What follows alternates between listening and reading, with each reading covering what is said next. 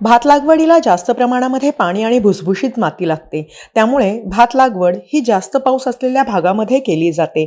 पण आता कृषीरत्न आणि कृषीभूषण सन्मानित चंद्रशेखर भडसावळे यांनी भात लागवडीशी संबंधित नवीन पद्धत शोधून काढली आहे, जी महाराष्ट्रातील हजारो शेतकऱ्यांच्या पसंतीस उतरली आहे. म्हणूनच सगुणा रिजनरेटिव्ह टेक्निक या नावाने भात लागवड करणे आता शक्य झाले आहे.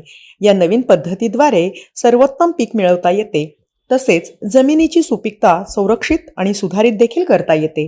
काय आहे सगुणा रिजनरेटिव्ह टेक्निक? चला जाणून घेऊयात ॲग्रोवर्ल्डच्या मुंबई येथील प्रतिनिधी तेजल भावसार यांनी घेतलेल्या खास रिपोर्टमधून. नमस्कार, मी तेजल विवेक भावसार, ॲग्रोवर्ल्ड मधून. आज आपण आलो आहोत रायगड मधील सुप्रसिद्ध कृषी पर्यटन केंद्र सगुणा बाग इथे. आज आपल्या बरोबर आहेत कृषी रत्न आणि कृषी भूषण पुरस्कार सन्मानित श्री चंद्रशेखर भडसावळे. तर यांनी राईस मध्ये, भातामध्ये अशा वेगळ्या काही पद्धती शोधून काढल्या ज्याच्याने भात हा अति उत्तम उगतो व कमी पाण्यात लावला जातो. तर जाणून घेऊया ही काय नक्की पद्धत आहे. नमस्कार सर. नमस्कार. तर ह्या तंत्राचं नाव आहे सगुणा रिजनरेटिव्ह टेक्निक. आम्ही त्याला अगोदर सगुणा राईस तंत्र असं म्हणत होतो. आता त्याचं नाव Saguna regenerative technique. Saguna regenerative technique मध्ये आपली जी भूमाता आहे, जिथे आपण वेगवेगळी पिकं उगवतो, मग ते भात असू दे किंवा कमी पावसाच्या प्रदेशामधला कापूस असू दे, सोयाबीन, मका किंवा बाजरी, ज्वारी, अशी कोणतीही पिकं असू दे, कोणत्याही पिकाच्या बाबत आपली भूमाता म्हणजे आपली जमीन ही जर सशक्त असेल तर तिथे पीक घेणं हे फार सोपं आहे. जमीन नांगरणं हा शेती, पर्यावरण आणि शेतकरी या सगळ्यांचा शत्रू नंबर 1 आहे. आपल्याला जमीन न नांगरता शेती जर करता आली तर ती करता येण्यासाठी आपण मार्ग शोधायला पाहिजे. सगळं जग शोधतंय मार्ग त्याच्यासाठी. किंबहुना अशा प्रकारे जमीन न नांगरता शेती करता येऊ शकते याचा वेदांमध्ये सुद्धा उल्लेख आहे. शेती जर जमीन न नांगरता करायची असेल तर शेतकरी म्हणतो, अरे पण तणांचं काय, शेत तर सगळं तणच खाऊन टाकतील. पण तणांचा बंदोबस्त करण्यासाठी आता नव्या युगामध्ये ते म्हणजे वेगवेगळ्या प्रकारची तणनाशक, विडीसाइड्स. ही वेगवेगळ्या प्रकारची जी विडीसाइड्स आहेत, ती विडीसाइड्स जर आपण फवारली तर ती इतकी अचूक असू शकतात की ते भाताला नुकसान नाही करत, पण तण मात्र सगळे नामशेष होतात. अशा प्रकारे आपण जर का तण जागेलाच मारले आणि जागेलाच ठेवले तर त्या तणांपासून जो सेंद्रिय कर्ब जमिनीचा वाढतो, तो सेंद्रिय कर्ब वाढण्यासाठी आपल्याला ते तण जागेला मारले, जागेलाच कुजवले तर त्या जमिनीचा सेंद्रिय कर्ब वाढतो. आणि जमिनीचा सेंद्रिय कर्ब वाढणं म्हणजेच आपली जमीन, आपली भूमाता सशक्त होणं. तो सेंद्रिय कर्ब किती पाहिजे? तर तो सेंद्रिय कर्ब आपल्या भूमातेमध्ये किमान 1% पाहिजे. पण महाराष्ट्रामध्ये तो 0.3, 0.4 आहे. म्हणजे आपली भूमाता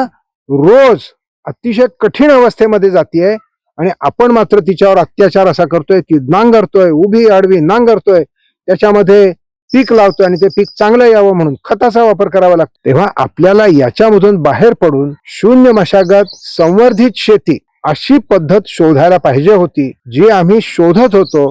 1996 पासून त्याच्या मागे होतो. परंतु 2011 साली सगुणा बागेमध्ये ह्या पद्धतीच्या पहिल्या शेताचा जन्म झाला, ज्याला आम्ही नाव दिलेलं आहे सगुणा रिजनरेटिव्ह टेक्निक, SRT. अगोदर त्याला आम्ही म्हणत होतो सगुणा राईस टेक्निक. सर, तुम्ही म्हणतात की आपण ते तणनाशक मारलं पाहिजे, पण आपण जेव्हा नांगरणी करतो तेव्हा सुद्धा तर आपण तण ते मातीतच मिक्स करत असतो ना, मग त्याच्यासाठी तणनाशकची काय गरज आहे ना? हो, छान प्रश्न आहे. अगदी असं आहे.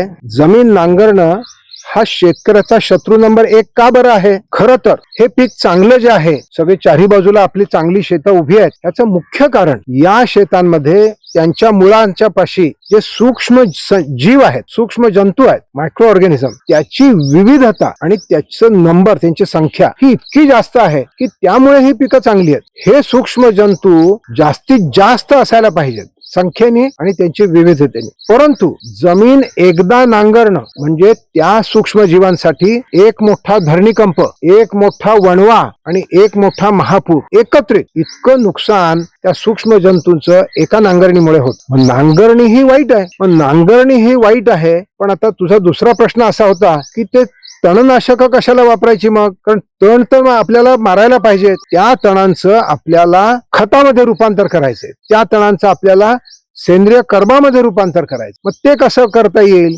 तणनाशकाच्या साह्याने तण मारायचे, ते जागेलाच ठेवायचे आणि जागेलाच कुजू द्यायचे. ह्यानी काय होतं की त्या तणामध्ये असलेलं जे जैविक भार आहे, बायोमास म्हणजे ऑर्गॅनिक मॅटर, हे ऑर्गॅनिक मॅटर तिथे असलेलं पाणी म्हणजे मॉइश्चर आणि सूक्ष्म जंतू ह्यांच्या साह्याने ते कुजायला सुरुवात होते. ते कुजायला सुरुवात झाली की त्या कुजण्याच्या प्रक्रियेचा शेवट हा शुद्ध सेंद्रिय कर्ब, इंग्रजीमध्ये त्याला ह्युमस असं म्हणतात, हे ह्युमस तयार होतं. आणि ह्युमस हा शुद्ध सेंद्रिय कर्ब हा तिथे जमिनीमध्ये साठवला जातो. आणि जेव्हा त्याची गरज आहे सूक्ष्म जंतूंना, तेव्हा तो उपलब्ध होण्याची पण त्याची सोय आहे.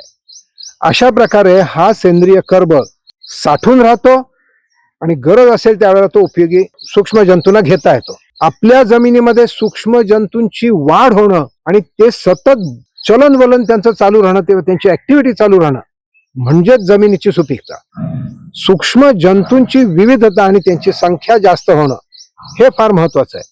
आणि ते फक्त आपल्याला जमीन न नांगरता जर का तण तिथे वाढणं, ते मरणं आणि जागेला कुजणं जमीन न हलवता जर केलं तरच ते होऊ शकतं.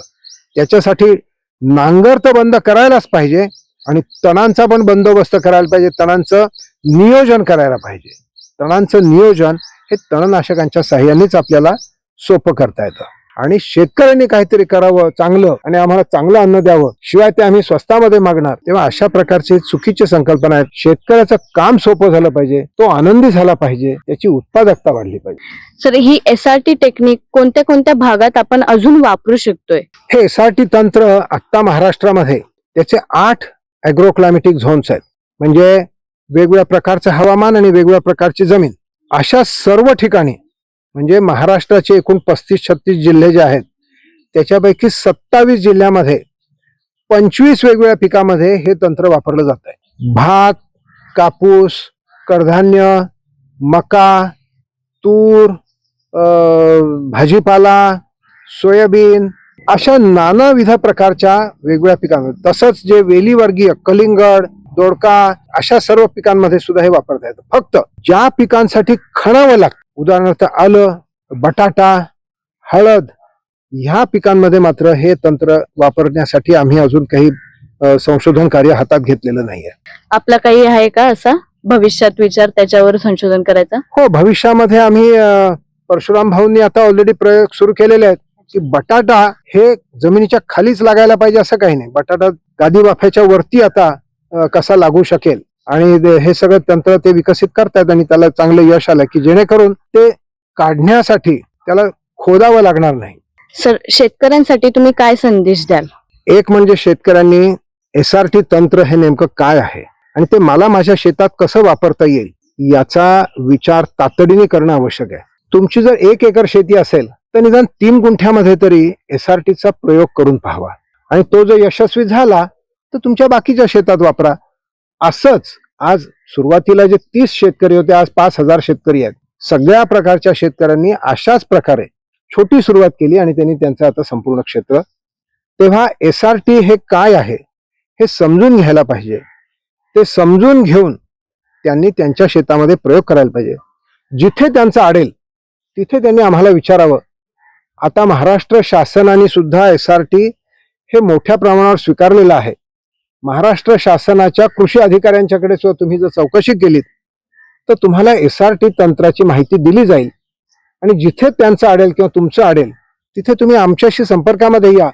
आम्ही तुम्हाला सगळं पूर्णपणे हाताला धरून त्या यशाच्या शिखरापर्यंत आम्ही नेऊ शकू. नक्कीच सर.